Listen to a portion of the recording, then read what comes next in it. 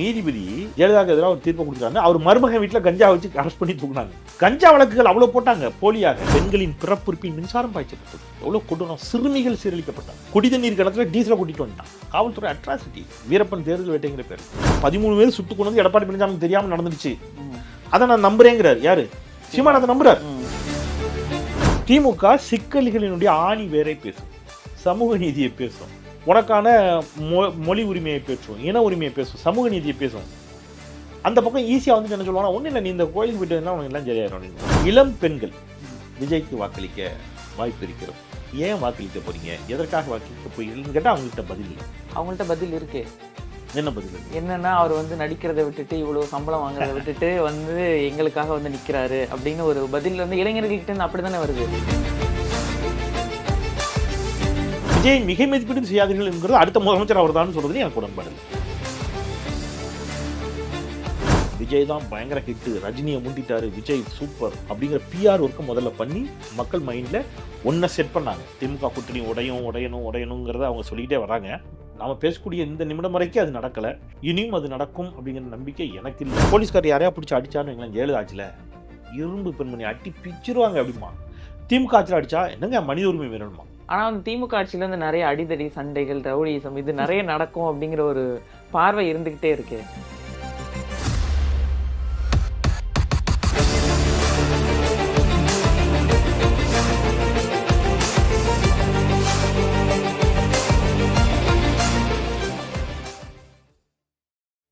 திராவிட கட்சிகள்ல திமுக வந்து இப்போ நீங்க இவ்வளவு திட்டங்கள் சொன்னீங்க இல்லையா, இவ்வளவு திட்டங்கள் செஞ்சாலும் சொல்லியிருக்காங்க, செஞ்சிருக்காங்க, அதை கரெக்டா இம்ப்ளிமெண்ட் பண்ணியிருக்காங்க. ஆனா அது வந்து பெருசா மக்கள் கிட்ட போய் ரீச் ஆயிருச்சு அப்படின்னு கேட்டா அது பெரிய கேள்விக்குறி தானே. எங்கேயாவது ஒரு தவறு நடந்ததுன்னா அதுதானே பெருசா பேசுறாங்க எதிர்க்கட்சிகளும். ஆமா, அது காரணம் என்னன்னா, வலதுசாரி பார்வைக்கு எப்பொழுதுமே வந்து மக்கள்கிட்ட ஒரு வரவேற்பும் ஈர்ப்பும் இருக்கும். நான் சொல்றது ரொம்ப உன்னிப்பான மைக்ரோ பாலிடிக்ஸ் பேசுறேன். எனக்கு எத்தனை பேர் இதை அக்செப்ட் பண்ணிப்பாங்க புரியும்னு கூட எனக்கு தெரியல. ரொம்ப எளிமையாக நான் சொல்கிறேன். உங்களுடைய பிரச்சனைக்கு என்ன காரணம் அப்படின்னா, திமுக என்ன சொல்லணும்னா, உங்களுடைய பிரச்சனைக்கு என்ன பிரச்சனைப்பா, மொழி காரணமாக இருக்குது. நீங்கள் வந்து ஹிந்தி திணிப்பு அது ஒரு முக்கியமான காரணமாக இருக்குது. சமூக நீதி தான் ஒரு முக்கியமான காரணம். இடஒதுக்கீடு மறுக்கப்பட்ட ஒரு தலைமுறையாக இந்த தலைமுறை இருந்தது தான் காரணம்.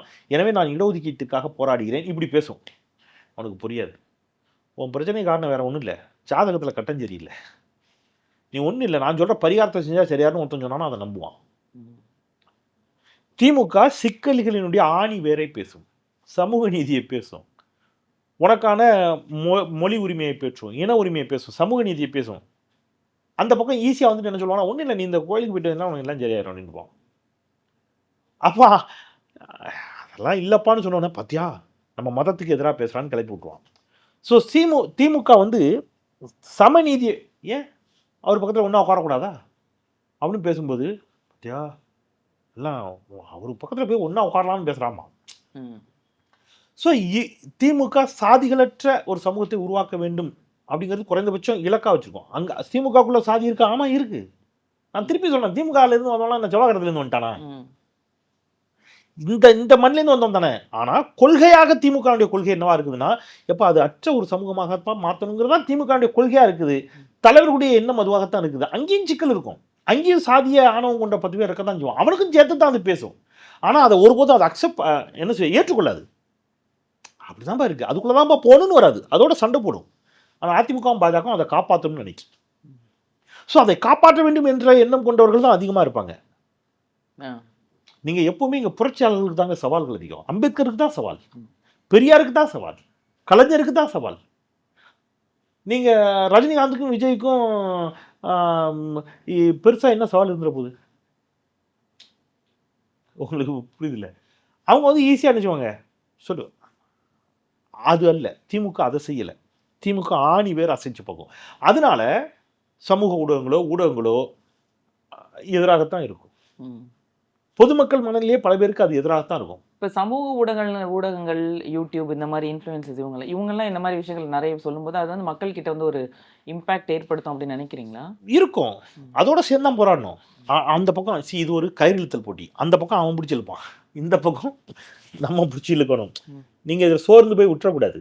இது காலங்காலமாக நடந்துட்டு இருக்குது. அப்படி பெரியார் சோர்ந்து போய் விட்டுருந்தாருன்னா தமிழ்நாடு என்னவா இருக்கும்? பாபா சாஹேப் அம்பேத்கர் சோர்ந்து போய் விட்டுருந்தாருன்னா தமிழ்நாடு என்னவா இருக்கும்? நீங்கள் பெரும்பான்மை பக்கம் போய் நிற்கிறது ரொம்ப ஈஸிங்க. அது எனக்கு சேஃபாக இருக்கும். நான் சொல்கிறேன் எனக்குன்னா எனக்கு இல்லை, எல்லாருக்கும் சேஃப் சொல்லேன். அந்த பக்கம் நின்றுட்டு கல்லெறிஞ்சிடலாம், அதல்ல. எது சரி எது நியாயம்னு அந்த பக்கம் போய் நிற்கும்போது உங்கள் மேலே கல் எறிவான். யார் எறிவான்னு கேட்டிங்கன்னா, நீங்கள் யாருக்காக பேசுகிறீங்களோ அவன் தான் எறிவான். அதையும் தாண்டி தான் நீங்கள் நினைச்சணும், அவனுக்காக பேசணும். இந்த பக்குவமும் புரிதலும் இல்லைன்னா நீங்கள் இங்கே வரவே கூடாது. நீங்கள் வீட்டிலே இருந்துக்கலாம், அல்லது எங்கே போய் நிற்கணும், அவங்க கூட நின்றுட்டு அண்ணன் வாழ்க்கைன்னு சொல்லிட்டு போயிடலாம். இப்போ இந்த பக்குவமும் புரிதலும் இருக்கணும். ஆமாம், கல் எறிவான். பெரியார் ஆண்டாண்டு காலமாக யாருக்கு பேசினார்களோ அவர்கள் தான் பெரியாரின் மீது கல்லெறிந்தார்கள். ஸோ அது வேணும். நீங்கள் இப்படி பாருங்களேன். அப்படி இல்லைன்னா ஒன்றும் இல்லை. இப்போ கூட எனக்கு நான் வந்து சென்னையில் பல இடங்களுக்கு போகும்போது இந்த மதுரவாயில் பக்கம்லாம் போனீங்கன்னா எனக்கு இப்போவும் அப்படியே நெஞ்சே வலிக்கும். என்னென்னா அந்த தூணாக நிற்கும். ஆமாம், அது வந்து முத்தமிழஞ்சர் டாக்டர் கலைஞர் கொண்டு வந்து மதுரவாயில் பறக்கும் சாலை திட்டம். நீங்கள் ஜெயலலிதாமா வந்தோடனே கலைஞர் கொண்டு வந்தாருங்கிற ஒரே காரணத்துக்காக அப்படியே போட்டு விட்டாங்க. நாங்களே தொழில்நுட்ப பூங்கா. நான் இன்னைக்கு தென் மாவட்டத்தில் இப்போ பாருங்கள், அங்கங்கே சாதிய முதல்கள் நடக்குது. உடனே திராவிட கட்சி சாதியை ஒழிச்சிடுச்சா? டேய், அப்படி ஒரு நாள் அது ஒழிக்க முடியாதுடா. ஆனால் ஒழிப்பதற்கு கலைஞர் ஒரு திட்டம் கொண்டு வந்தார். நீ 2வது முறை எங்களுக்கு ஆட்சி கொடுத்தியா? இல்லை. திருப்பி அந்த மாட்டை கொண்டு போய் ஓட்ட போட்டு ஜெயலலிதா கொண்டு வந்தீங்க. 10 வருஷம் அதிமுக ஆட்சி கிடப்பில் போட்டுச்சு. கிடப்பில் போட்டு அதிமுக கேட்கவே மாட்டான். ஏங்க நாங்கள் தொழில்நுட்ப பூங்கா அது வந்து கலைஞர் வந்து ஒரு கமிட்டி போட்டு ஆய்வு செய்து கொண்டு வந்தார். என்ன ஆய்வு? அந்த ஆய்வு அறிக்கை என்ன சொல்லிச்சு? ஏன் தென் மாவட்டத்தில் சாதிய மோதல்கள் இருக்கிறது அப்படின்னு போது ஒரு ஆய்வு செய்கிறாரு. கமிட்டி போய் ஆய்வு செஞ்சு ஒரு அறிக்கை கொடுக்குறான். என்ன கொடுக்குறான்? சார், தென் மாவட்டத்தில் கூடிய இளைஞர்களுக்கு வேலை வாய்ப்பு இல்லை. இப்போ எனக்கு தென் மாவட்டம், நீங்கள் வந்து எனக்கு நெல்லை மாவட்டம். அப்போ நான் அந்த ஊரை அறிஞ்சவனாக சொல்கிறேன். அங்கே என்ன நடக்கும்னு கேட்டிங்கன்னா, சாதியாகவே தெருக்கள் பிரித்து வைக்கப்பட்டிருக்கும். அப்போ ஒவ்வொரு சாதிக்கும் ஒரு கோயில் இருக்கும். கோயிலில் தான் பையங்க கிரிக்கெட் விளாடுவான், பந்து விளாடுவான், எல்லாம் விளாடுவான். அப்போ அந்த கோயில் திண்ணையில் உட்காந்துருப்பான். அப்போது இது ஒரு தெருன்னு வைங்க, ஏதோ ஒரு எக்ஸோ ஒய்யோ ஒரு சமூகத்தோட தெருன்னு வச்சுக்கங்க. அதை தாண்டி இன்னொரு சமூகத்தோட வசிப்பிடம் இருக்கும். மெயின் ரோட்டுக்கு வரணும்னு வைங்க, இந்த சாதியை சேர்ந்த பெண்கள் மெயின் ரோட்டுக்கு வரணும்னா இந்த சாதியை தெருவை தாண்டி தான் வரணும். இந்த சாதி பையன் அங்கே உட்காந்துருப்பான், எங்கள் காம்பவுண்டில் கிரிக்கெட் விளாண்டு உட்காந்துருப்பான். போகிற வர பொண்ணை கமெண்ட் பண்ணிடுவான், வயசு கூட இருக்கு. இது போய் ஊரில் சொல்லுவாங்க. அங்கேருந்து 10 பையில வருவான், சண்டை அடிதடி, இப்படி தான் பிரச்சனை. இதை ரிப்போர்ட்டாக கொடுக்குறாங்க அரசுக்கு. அப்போ வேலை இல்லாமல் அவன் வெட்டியாக உட்காந்துக்கிறான், அந்த பொம்பை இருக்கிறான், அவனுக்கு வேலை வாய்ப்பை ஏற்படுத்தி கொடுக்கணும். அவன் ஊர்லேயே வேலை வாய்ப்பு ஏற்படுத்தி கொடுக்கணும்னு சொல்லித்தான் 4 நேரில் பெரிய தொழில்நுட்ப பூங்காவை கலைஞர் கொண்டு வந்தார். ஜெயலலிதா வந்தாங்க, அதை நாசமாக்குனாங்க. இப்போ கோர்ட்டில் கேஸ் நடக்குது. இப்போ அடுத்த கேள்வி வரும், நீங்கள் 4 வருஷம் ஆனீங்கல்ல அப்படின்னு கேட்பாங்க. அது பெரிய சிக்கலாகி கோர்ட்டில் கேஸ் நடக்குது. அந்த நிலங்களை எல்லாம் இப்போ மீட்டு கொண்டு வந்து அரசு கொண்டு வரதுக்கு 90% பணியில் முடிச்சு வச்சுட்டாங்க. மீதி 10% இருக்கு. இப்போ ஒருவேளை ஆட்சி மாற்றம் வந்துடுச்சுன்னு வைங்க, திருப்பி போச்சு. இவனுக்கு நம்ம இவ்வளோ முடிச்சு வச்சுருக்கோங்களாம் தெரியாது. நீ இந்த 5 வருஷம் இருந்தேன்னு பிளண்டாக கேட்டு போவான்.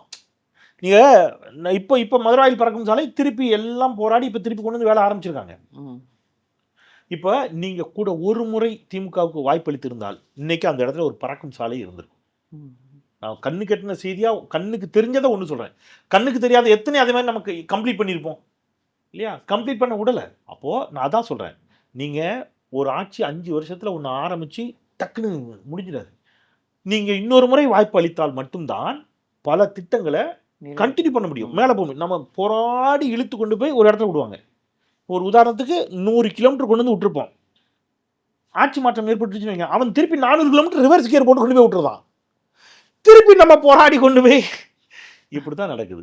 ஸோ மக்கள்கிட்ட நான் சொல்கிறது, கூட ஒரு முறை கண்டினியூவாக திமுக இருக்குது, மீண்டும் ஒரு முறை நீங்கள் வாய்ப்பளிக்க நான் என்ன சொல்கிறேன், அப்படி என்ன உங்கள் தனிமனித வாழ்க்கையில் என்ன கெட்டு போச்சுன்னு நீங்கள் யாராவது உங்கள் மனசாட்சியை கேளுங்களேன். இந்த 4 வருஷத்தில் எனக்கு இப்படி கெட்டு போச்சு பாயுது அப்படி கம்பேர் பண்ணுங்களேன். அதிமுக ஆட்சிக்கும் திமுக ஆட்சிக்கும் நீங்களே கம்பேர் பண்ணி பார்த்துக்குங்களேன். ஆனால் அந்த திமுக ஆட்சியில் வந்து நிறைய அடிதடி, சண்டைகள், ரவுடிசம் இது நிறைய நடக்கும் அப்படிங்கிற ஒரு பார்வை இருந்துகிட்டே இருக்கு. அப்படி என்ன நடந்திருக்கு? ஏதாவது என்சிஆர்பியோட ரிப்போர்ட் சொல்லணும்ல. என்சிஆர்பியோட ரிப்போர்ட் என்ன சொல்லுது? என்சிஆர்பியோட ரிப்போர்ட் அப்படி எடுத்து பேசுங்க, உடனே நீ ஒப்பிடுறியா அப்படிம்பாங்க. அப்படி இல்லைடா, கம்பேரிட்டிவ்லி சொன்னதானே ஆகணும். என்சிஆர்பியோட ரிப்போர்ட் கடந்த அதிமுக ஆட்சியை விட திமுக ஆட்சியில் குற்றங்களுடைய எண்ணிக்கை குறையும், மிக மிக குறைவு. நீங்கள் இங்கே ஒரு சிக்கல் இருக்குங்க, போலீஸ்கார் யாரையா பிடிச்சி அடிச்சான்னு வைங்களேன், ஜெயலலிதா ஆட்சியில் இரும்பு பெண்மணி அட்டி பிச்சிருவாங்க அப்படிமா.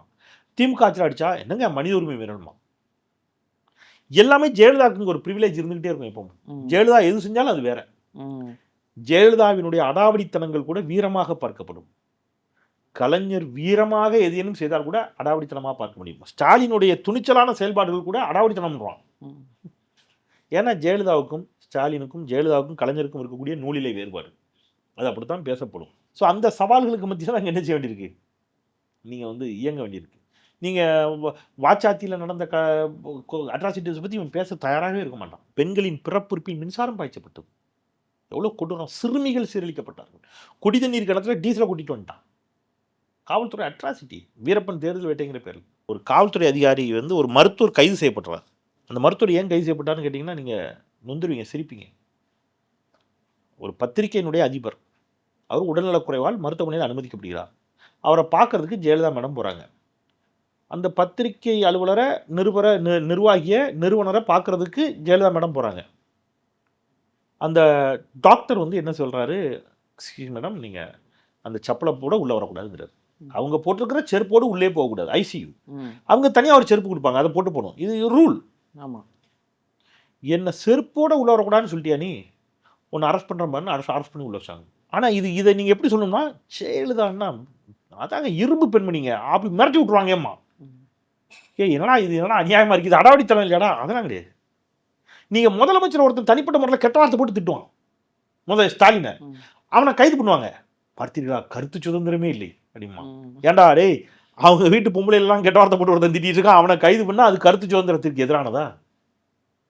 இதுதான் இங்கே வந்து இருக்கக்கூடிய சிக்கல். அப்போ ஜெயலலிதாவுக்கு வந்து இங்கே என்ன உண்டு, எல்லா விதமான ஒரு நீதிபதி மருமகன் வீட்டில் கஞ்சா வச்சு கைது பண்ணாங்க.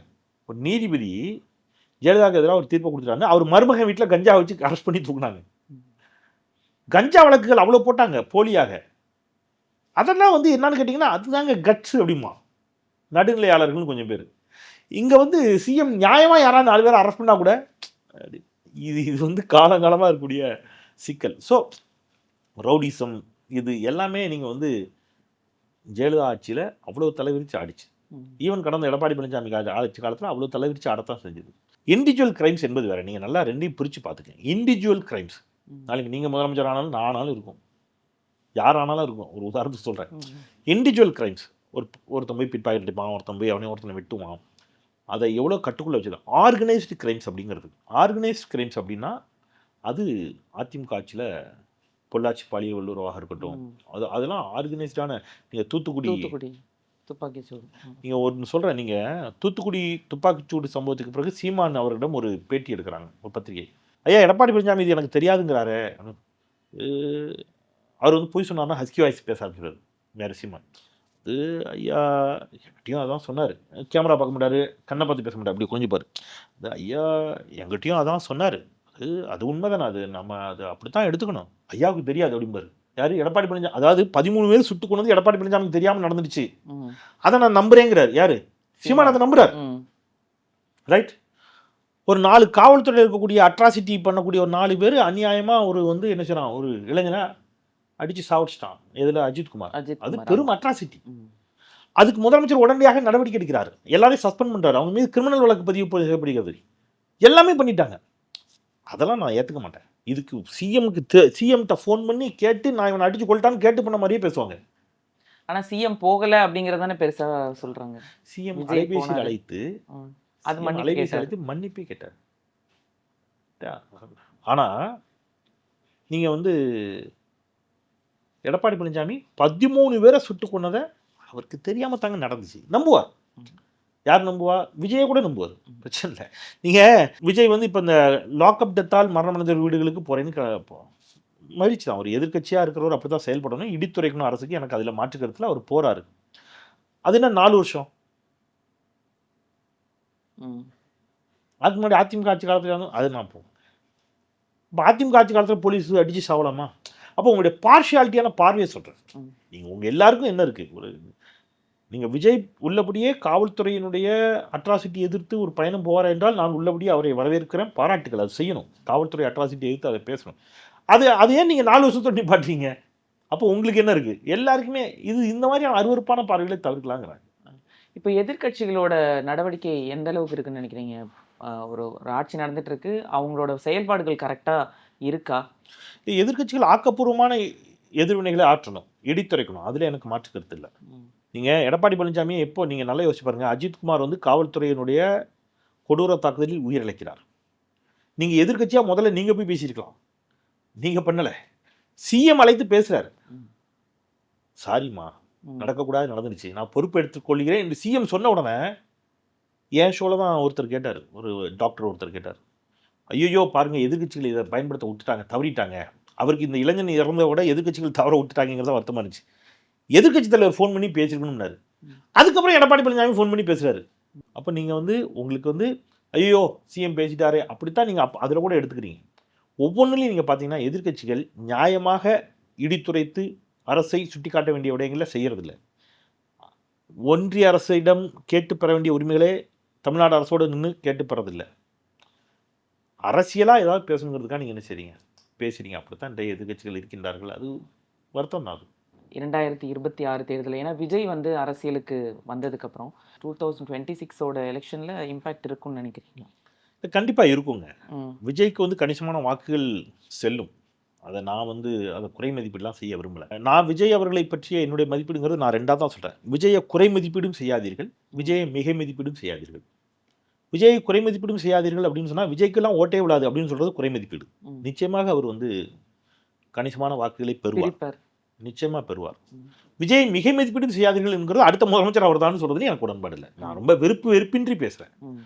அப்போ முதல் முறையாக வாக்கு செலுத்தக்கூடிய வாக்காளர்களில் மிக கணிசமானோர் விஜய்க்கு வாக்களிக்க வாய்ப்பு இருக்கிறது. First time voters. 10 பருவத்தைச் சேர்ந்தவர்களில் குறிப்பாக இளம் பெண்கள் விஜய்க்கு வாக்களிக்க வாய்ப்பு இருக்கிறது. ஆனால் நீங்கள் அவங்ககிட்ட உரையாடணும், கன்வின்ஸ் பண்ணணும், உரையாடணும். ஏன் வாக்களிக்க போறீங்க, எதற்காக வாக்களிக்க போறீங்கன்னு கேட்டால் அவங்கள்ட்ட பதில் இல்லை. அவங்கள்ட்ட பதில் இருக்கே. என்ன பதில் இருக்கு? என்னன்னா அவர் நடிக்கிறத விட்டுட்டு இவ்வளோ சம்பளம் வாங்குறத விட்டுட்டு எங்களுக்காக நிற்கிறாரு அப்படின்னு ஒரு பதில் இளைஞர்கள்கிட்ட இருந்து அப்படி தானே வருது. இல்லைங்க, அது ஒரு ஒரு ஒரு ஒரு பெரிய சம்பளம் வாங்கிட்டு பெரிய பிஆர் ஒர்க்கு விஜய்க்கு நடந்துச்சுங்க. அது உண்மைதான். நீங்கள் அவருடைய சம்பளம் எவ்வளோன்னு முதல்ல தயவுசெய்து சொல்லுங்கள். இப்போ நான் ஒரு படத்துக்கு 200 கோடி வாங்கினேன் அப்படின்னா அப்போ அவர் அதுக்கு முதல்ல இன்கம் டேக்ஸ் சரியாக கட்டினாராங்கிறதெல்லாம் கேட்கணும். நான் விருப்பின்றி சொல்கிறேன், எனக்கு விஜய் மீது எந்த தனிப்பட்ட விருப்பமும் இல்லை, வெறுப்பும் இல்லை. விஜய் ரசிக்கக்கூடிய நடிகராக என்றால் நானும் ரசிக்கிறேன், அது வேற. ஆனால் கடைசியாக அவர் நடித்த 4 படம் நீங்கள் சொல்லுங்கள், 4 படமுமே பெரிய வெற்றி இல்லைங்க. 4 படம் நீங்கள் நான் திருப்பி சொல்கிறேன், ரஜினிகாந்த் சூப்பர் ஸ்டாரானா? Yes, Rajinikanth super star. ஆனால் ரஜினிகாந்த் நடித்த பாபா ஃப்ளாப் தானே, அதை நீங்கள் ஒத்துக்கிட்டு தான் ஆகணும். ரஜினிகாந்த் நடித்த Baasha super duper hit, Chandramukhi super duper hit. நான் அப்படி பேசுகிறேன். அப்போ விஜய் நடித்த எல்லா விஜய் பெரிய அளவில் ஒரு இளைஞர்கள் ஈர்க்கும் நடிக்கிறாங்கிறதுல எனக்கு மாற்றுக்கிறது இல்லை. ஆனால் கடைசியாக வாரிசு, பீஸ்ட்டு, நீங்கள் கடைசியாக நடித்த 4 படமே ஃப்ளாப்புங்க. மாஸ்டர் நீங்கள் கம்பேர்ட்லி துணிவு ஹிட்டு. அப்போது 4 படம் ஃப்ளாப் ஆகுதுங்கிற ஸ்டேஜில் தான் நீங்கள் என்ன செய்றீங்க, ஓகே 4 படம் சரியாக போகலை. நீங்கள் அப்படி பார்த்தீங்கன்னா சிவகார்த்திகேயனோட நீங்கள் இப்போ நடித்த வடிதர், அந்த இராணுவ வீரர் நடித்தார் அமரன், அது பயங்கர ஹிட். அப்போ அவர் விஜய்க்கு ஒன்று புரியுது, ஓகே நம்மோட இறங்கு முகம் தொடங்குது. அதை புரிஞ்சுக்கிட்டு அவர் என்ன பண்ணார்னா கடந்த 4 படத்துக்கு ஒரு பிஆர் ஒர்க் பண்ணாங்க. விஜய் தான் பயங்கர ஹிட்டு, ரஜினியை முந்திட்டாரு, விஜய் சூப்பர் அப்படிங்கிற பிஆர் ஒர்க்கை முதல்ல பண்ணி மக்கள் மைண்டில் ஒன்றை செட் பண்ணாங்க. விஜய் தான் இன்றைக்கி காஸ்ட்லியான நடிகர், விஜய் தான் அதிக சம்பளம் பெறக்கூடிய நடிகர் என்ற ஒரு தோற்றத்தை முதல்ல ஃபிக்ஸ் பண்ணாங்க. ஃபிக்ஸ் பண்ணிவிட்டு விஜயை ஜோசப் விஜய்னு ஹெச் ராஜாவை வச்சு அடையாளப்படுத்துகிறாங்க. அது கிறிஸ்டின் ஃபோட்டோ பிரிக்கிறதுக்காக. ஸோ இதெல்லாம் ரொம்ப பிளான்டாக தெளிவாக நடந்துச்சு கடந்த 5 வருஷமாக. நடத்திட்டு அவரை கரெக்டாக என்ன செஞ்சாங்க, உள்ளே கொண்டு இறக்குறாங்க. விஜய் மாணவ மாணவிகளுக்கெல்லாம் கல்வி உதவித்தொகை வழங்குகிறாரே, வெரி குட், வாழ்த்துக்கள், பாராட்டுகள். யாருக்கெல்லாம் கல்வி, நீங்கள் இப்படி எடுத்துக்கங்களேன், ஓட்டப்பந்தயத்தில் ஒரு பையன் ஓடி வரான், ஜெயிக்கிறான், அவனுக்கு ஒருத்தர் மெடல் கழுத்தில் போடுறாரு. இவர் பாராட்ட தகுந்தவரா? ஆமாம், அவனை கூட்டு பாராட்டி அவனுக்கு மெடல் கொடுக்குறாரு. இப்போ அவனுக்கு ஒருத்தர் கோச்சிங் கொடுத்தாரு. இந்த 2 பேரில் யார் ஒரு முக்கியமானவர், மெடல் போட்டவரா கோச்சிங் கொடுத்தவரா? கோச்சிங் கொடுத்தவர். இவனை டெய்லி காலையில் கூட்டு போய் அந்த பயிற்சிக்கு விட்டு கூட்டு வந்திருப்பாங்க அவங்க அம்மாவா அப்பாவா? இவங்களில் யார் முக்கியமானவர்? அவங்க அம்மா அப்பா இல்லையா? இப்போ நீங்கள் யோசிச்சு பாருங்கள், இந்த படித்து வெற்றி பெற்ற மாணவ மாணவிகளுக்கு விஜய் பரிசு கொடுக்குறாரு. அந்த மாணவ மாணவனுக்கு கல்வியை கொடுத்தது யாரு? இந்த திராவிட மாடல் அரசு. அந்த ஊரில் ஸ்கூல் வர்றதுக்கு காரணமாக இருந்தவர் யாரு? கலைஞராக இருப்பார். அந்த ஊரில் காலேஜ் வர்றதுக்கு காரணமாக யாராக இருந்திருப்பார்? கலைஞர் இருந்திருப்பார். அந்த பையனை எந்த நம்பிக்கையில் அந்த பேரண்ட் படிக்க வைக்கிறாங்க? படித்தா கண்டிப்பாக தமிழ்நாட்டில் வேலை கிடைக்கும், ஏன்னா இவ்வளவு ஐடி கம்பெனி இருக்குது, இவ்வளவு கார் கம்பெனி இருக்குது. இந்த ஐடி கம்பெனி கார் கம்பெனியெல்லாம் கொண்டு வந்தது யார்? கலைஞர். இப்போ இந்த பிள்ளைக்கு மாதந்தோறாமல் மாதம் 1000 ரூபா கொடுத்து நீ மேல் படிப்பு படிக்கவான்னு சொல்லிட்டு இருக்கிறது யாரு? ஸ்டாலின். ஸ்டாலின். அப்போ நீண்ட தூர பாரதூர பார்வையில் அந்த குழந்தையினுடைய அத்துணை கல்விக்கும் எல்லா விதமான திட்டங்களையும் கொண்டு வந்தது யாருன்னு பார்த்தீங்கன்னா திமுக, கலைஞரும் ஸ்டாலினும். அந்த பிள்ளை படித்து முடித்த உடனே அதை கூப்பிட்டு ஒரு பென்சில் பாக்ஸோ ஒரு பரிசையோ கொடுத்து ஒரு ஃபோட்டோ எடுத்துக்கிட்டு அண்ணே கல்விக்கு உதவி செஞ்சார் அப்படின்னா இது என்ன மாதிரியான லாஜிக்னு எனக்கு தெரில. ஸோ படிக்க வைத்தது திராவிடம். நான் உங்களை குறை மதிப்பீடு செய்யலை. நீங்கள் நல்லா இந்த பிள்ளைங்கிட்ட கேளுங்களேன். நான் ஆக்சுவலி ஒரு இடத்துல அதை ஒரு செஷன் கூட நடத்தினேன். வந்து நடிகர் பிரசாந்தோட ஃபோட்டோ காட்டினேன், நடிகர் சூர்யாவோட ஃபோட்டோ காட்டினேன். இந்த 2 பேரில் உங்கள் தொகுதியில் யாராவது நின்னா நீங்கள் யாருக்கு ஓட்டு போடுவீங்கன்னு பெருவாரியானுடைய கருத்து சூர்யாவாக இருந்துச்சு. ஏன்னா அவர் அகரம் ஃபவுண்டேஷன் தாண்டி இன்னைக்கு டேட்டில் பிரசாந்த், நீங்கள் இது ஒரு 10 வருஷத்துக்கு முன்னாடி கேட்டிங்கன்னா பிரசாந்த் இருப்பாங்க. அப்போ அவர் தான் என்ன சொல்லுவாங்க, என்ன சாக்லேட் பாய். ஓகே, இப்போ வந்து சூர்யான்னு வருது. சூர்யா ஃபோட்டோவையும் இவர் சிவகார்த்திகேயன் ஃபோட்டோவையும் காட்டுறேன். அதில் எல்லாம் எங்கே பிடிச்சாங்கன்னா சிவகார்த்திகேயனுக்கு போயிட்டாங்க. ரைட், சிவகார்த்திகேயன் அஜித்தையும் காட்டினா எல்லாம் அஜித்துன்ட்டாங்க, அஜித்தையும் விஜயும் காட்டும்போது எல்லாரும் விஜயின்ட்டாங்க. இப்போ இவங்க எல்லாருமே நீங்கள் எதை வச்சு தான் மதிப்பீடு செஞ்சீங்க? அப்போ ட்ரெண்டில் இருக்கவங்கள வச்சு, அவங்களுடைய நடிப்பு ட்ரெண்டு, இதை வச்சு தான் நீங்கள் என்ன செய்றீங்க, மதிப்பீடு செய்யுங்க. இவங்க யாருமே என்ன செய்யறது இல்லை. இப்போ நீங்கள் இதில் வந்து சூர்யா மட்டும் விதிவிலக்கு. அகரம் ஃபவுண்டேஷன் மூலமாக ஏராளமான பேருக்கு கல்வி கொடுக்குறாரு. மற்ற எல்லோருமே தனிப்பட்ட முறையில் அங்கங்கே உதவி செய்கிறாங்க. நான் யாரையும் குறை மதிப்பீடு செய்யலை. ஆனால் இவர்கள் எல்லோருமே நீங்கள் வாக்களிக்க வேண்டும் என்று வந்தது எதன் அடிப்படையில் தான்? அவருடைய நடிப்பாற்றல், அவருடைய நடிப்பு என்று அவருடைய ஆற்றலை வச்சு. இதில் விஜய்கிட்ட எக்ஸ்ட்ரா என்ன இருக்குது கேட்டா, சார் செம்மையாக டான்ஸ் ஆடுவார் சார். எஸ், நல்லா நடனம் ஆடக்கூடிய ஆற்றல் இருக்கிறது. நான் பிரபுதேவா ஃபோட்டோ எடுத்து காட்டினேன். நீங்கள் நல்லா நடனம் ஆடுவார்னா விஜயை விட பிரபுதேவா நல்ல டான்ஸர். பிரபுதேவா போட்டு போடலாமா? முடியாது சார். அவருடைய காமெடி சென்ஸ் சூப்பராக இருக்கும் சார். வடிவேலு ஃபோட்டோ எடுத்து காட்டுறேன். விஜயை விட வடிவேலு செம்மையாக காமெடி பண்ணுவார். வடிவேலுக்கு ஓட்டு போடுவீங்களா? முடியாது சார். சார் அவர் செம்ம ஹேண்ட்ஸமாக இருக்கார் சார். அரவிந்த் சாமி ஃபோட்டோ எடுத்து காட்டுறேன். விஜயை விட அரவிந்த் சாமி ஹேண்ட்ஸம். அரவிந்த் சாமிக்கு ஓட்டு போட்டுருவீங்களா? முடியாது. அப்போ நல்லா ஹேண்ட்ஸமாக இருக்கிறாருங்கிறதுக்காக ஓட்டு போட்டுனா அரவிந்த் சாமி தான் முதலமைச்சர். நல்லா டான்ஸ் ஆடுவார்னா பிரபுதேவா தான் முதலமைச்சர். நல்லா காமெடி பண்ணுவார்னா வடிவேலு தான் முதலமைச்சர். நல்லா ஃபைட் பண்ணுவார்னா நம்ம ராம்போ ராஜ்குமார் என்ன இந்த மாதிரி யாரையாவது பிடிச்சா நீங்கள் என்ன செய்யணும்? ஏன்னா அவங்களாம் ஒரிஜினல். நீங்கள் டூப் போட்டு நடிக்கிறீங்க. அவர் ஒரிஜினலாகவே நடிக்கிறார், செமையாக நடிக்கிறார் சார். அப்படின்னா நீங்கள் கமலஹாசன் தான் ஆகணும் இன்னைக்கு தேதி. இல்லைன்னா சிவாஜி கணேசன் தமிழ்நாட்டோட முதலமைச்சராக இருந்திருக்கும். ஸோ அது அல்ல இளைஞர்கள்ட்ட நம்ம சொல்கிறது. நம்ம ரசிக்கலாம். ஆனா நடிகர்கள் வந்து தமிழ்நாட்டுல நிறைய, நான் நடிகர்கள் நாடாளக்கூடாதுங்கிற அந்த வயசுல இல்லைங்க. நான் அந்த அடிப்படையில் போல நான் அகைன் சொல்றேன், நடிகர்கள் நாடாளக்கூடாது அப்படி அந்த வார்த்தைக்குள்ள அதுல எனக்கு உடன்பாடு கிடையாது. இல்ல நான் என்ன சொல்றேன், பாஸ்ட் ஹிஸ்டரியே சொல்றேன். இப்போ எம்ஜிஆர் வந்து நீங்க வெறும் நடிகரா பார்க்காதீங்க. எனக்கு அதுல முரண்பாடு இருக்குங்க. எம்ஜிஆர் வந்து திமுகவுடைய பொருளாளராக இருந்தார். திமுகவிலே அவர் எம்எல்ஏவா இருந்தார். திராவிட இயக்கத்தில் அவர் பெரியார் அண்ணாவோட பயணித்தவர். அவர் வந்து திராவிட இயக்க கருத்துக்களை தன்னுடைய திரைப்படங்களின் மூலமாக பரப்பியவர். அரசியலில் இருந்தவர், தொடர்ந்து மக்களோடு நின்றவர், மக்களோடு தொண்டாற்றியவர், மக்களோடு பணி செய்தவர். அவருக்கு திமுக தலைவர் கலைஞரோடு முரண்பாடு ஏற்படுகிறது. இருவரும் என்ன செய்கிறார்கள்? கருத்து வேறுபாட்டால் பிரிகிறார்கள். அப்படித்தான் எம்ஜிஆர் வந்து பார்க்கணுமே தவிர அவர் நேரடியாக தொகுடின்னு நினைச்சல. வந்து ஷூட்டிங் ஸ்பாட்லேருந்து நேராக வந்து நினைச்சல நாளைக்கு நான் தான் முதலமைச்சர்னு வரல. அவரும் வந்து 4 நூற்றாண்டு காலமாக என்ன செய்கிறாரு? 67 திமுக ஆட்சி அமைக்கின்ற பொழுது எம்ஜிஆர் திமுகவினுடைய ஆதரவாளராக இருந்தாரா இல்லையா? திமுகவினுடைய அங்கமாக இருந்தாரா இல்லையா? அப்படித்தான் நீங்கள் வந்து எடுக்கணுமே தவிர திடீர்னு அவர் வந்து ஒரே நாளில் வந்து என்ன செய்யலை, குதிக்கல இல்லை. ஸோ எம்ஜிஆரை வந்து நீங்கள் ஒப்பிடவே கூடாது. நீங்கள் அப்படி பார்த்தீங்கன்னா அமிதாப் பச்சன் எடுங்க. அமிதாப் பச்சன் எவ்வளோ பெரிய மாஸ் ஹீரோ. நீங்கள் அமிதாப் பச்சன் அரசியலுக்குள்ளே வந்தார், என்ன பண்ணார்? சிரஞ்சீவி எவ்வளோ பெரிய மாஸ் ஹீரோ. சிரஞ்சீவி அரசியல் வந்தார். சிரஞ்சீவி அட்வைஸ் பண்ணார் ஆக்சுவலி கமலஹாசனுக்கும் விஜய்க்கும், அரசியலுக்கு வராதிங்கன்னே சொன்னார். அப்படி எடுத்துக்க முடியாது. மாஸ் ஹீரோஸ் அப்படிங்கிற காரணத்துக்காகவே நீங்கள் வந்து நீங்கள் இன்னும் சொல்லப்போனால் சூப்பர் ஸ்டார் ரஜினிகாந்த், மாற்று கருத்து இல்லை.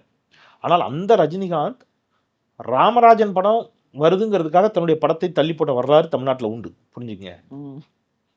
அந்த ரஜினிகாந்த் சந்திரமுகியில் ஓப்பனாக சொன்னார், நீங்கள் வந்து வடிவேல் கால்ஷீட்டுக்காக நான் வெயிட் பண்ணேன்னே சொன்னார். ஸோ அதெல்லாம் வெற்றி தோல்வியை தீர்மானிக்காது. மக்களோடு யார் நின்னாங்க, மக்களுக்கு என்ன செஞ்சாங்க, அதுதான் இங்கே பேச போட்டு. திமுக என்ன செஞ்சதுன்னு பேசணும்னா நம்ம தனியாக பேசலாம். அது உட்காந்து ஒரு நாள் முழுக்க நான் திமுகவுடைய திட்டங்களை அடிக்க யாரோடும் விவாதிக்க தயார். ஸோ அந்த அடிப்படையில் திமுக மீண்டும் ஆட்சிக்கு வர வேண்டும். வந்தால் மட்டும்தான் கண்டினியூவாக இன்னொரு முறை நீங்கள் கொடுத்தா மட்டும்தான் இந்த 5 ஆண்டு கால திட்டத்தை அவங்க கண்டினியூ பண்ண முடியும். நிறைவேற்ற முடியும். தமிழ்நாடு அடுத்த கட்டத்துக்கு போகும். இப்போ தொலைக்காட்சி விவாதங்கள்லாம் வந்து சமூக ஆர்வலர்கள், நிறைய பேச்சாளர்கள், இப்போ ஒரு கட்சியை ரெப்ரசென்ட் பண்ணி, ஒரு கவர்மெண்ட்டை ரெப்ரசென்ட் பண்ணியும் நிறைய பேர் பேசுகிறாங்க. இப்போ நீங்கள் கூட அது மாதிரிலாம் நிறைய பேசுகிறீங்க இல்லையா? சும்மா அந்த மாதிரி பேசுகிறவங்க மேலே தனி மனித தாக்குதல்கள் வந்து இப்போ ரொம்ப அதிகமாயிட்டே இருக்கு. அதை நீங்கள் எப்படி பார்க்குறீங்க? ரொம்ப ஆபத்தானது, கண்டிக்கத்தக்கது. இது எந்த பக்கம் நடந்தாலும், நான் சொல்றது வலதுசாரி தோழர்களுக்கும் சேர்த்தே பேசுகிறேன். ஒருவேளை வலதுசாரி தோழர்கள் மீது இந்த பக்கம் நடத்தப்பட்டாலும் தாக்குதல் நடத்தப்பட்டாலும் அதுவும் கண்டிக்கத்தக்கது. நான் 2 சைடும் சொல்கிறேன்.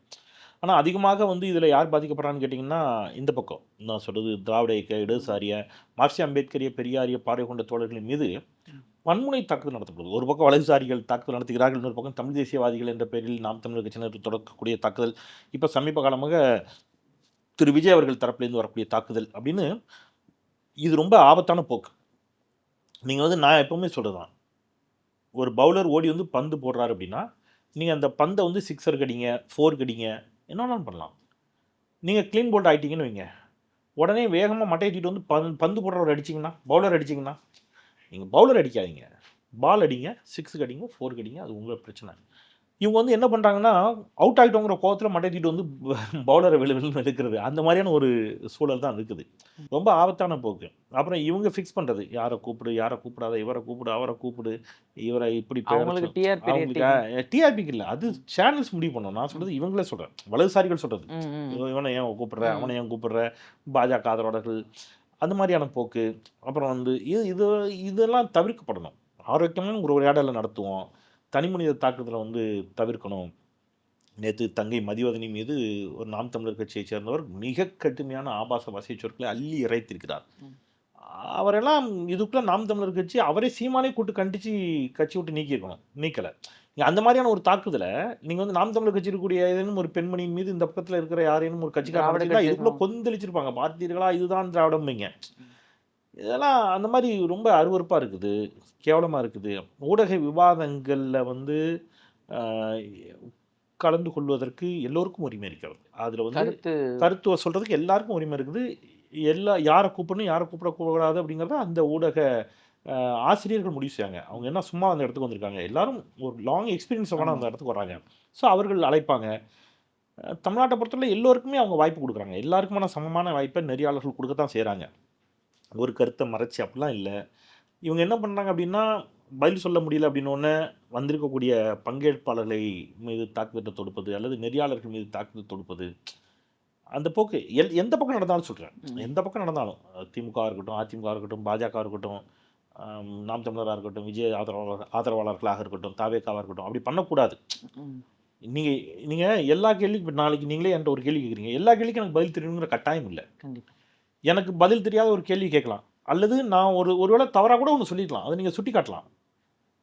அதை ஒத்துக்கிறதுல எந்த கவனமும் குறைஞ்சிட போகிறதில்ல. இவங்க இது தனிப்பட்ட தோல்வியாக நான் எடுத்துக்கக்கூடாது, மற்றவங்களும் எடுத்துக்கக்கூடாது. ஒரு கேள்வியை நான் உங்கள் தரப்பில் என்ன செய்வேன், சுட்டி காட்டு, பார்த்தீங்களா நீங்கள் சொன்னது தப்புன்னு சொல்லுவேன். நீங்கள் ஒரு கேள்வியில் செந்தில் சொன்னது தப்புன்னு நிரூபிக்கலாம். இது ஜனநாயகம். உடனே நான் அதை வந்து என் மீது தொடுக்கப்பட்ட தனிப்பட்ட தோல்வியாக ப்ரெஸ்டீஜ் இஷ்யூவாக எடுத்துக்கிட்டு இவர் அப்படி எடுக்க வேண்டிய கட்டாயம் இல்லைன்னு நான் நினைக்கிறேன். ஜனநாயகபூர்வமாக உரையாடலாம், ஆரோக்கியமாக உரையாடலாம். தனிமனித தாக்குதல்களை தவிர்ப்பது நல்லது. அது மாதிரி மத்திய இணையமைச்சர் திரு எல் முருகன் அவர்கள் வந்து திமுக கூட்டணி வந்து சுக்குநூறா உடையும் அப்படின்னு சொல்லியிருக்கிறாரு.